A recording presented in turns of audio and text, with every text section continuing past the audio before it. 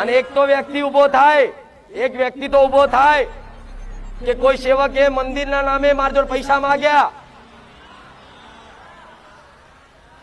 એક વ્યક્તિ તો ઉભો થાય ને હોમેથી એવું કીધું કે આપણે માડીને મંદિર બનાવવાનું છે, જગ્યા માડી માટે લેવાની છે, બધા દાન કરો. ઉભા તો થાવ એક વ્યક્તિ.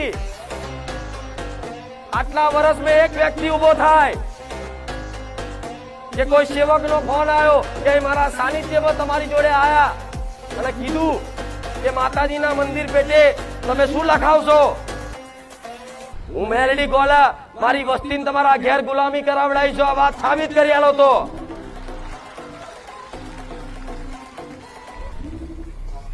એમને નહીં બેતી 5 લાખ માણસ વચ્ચે.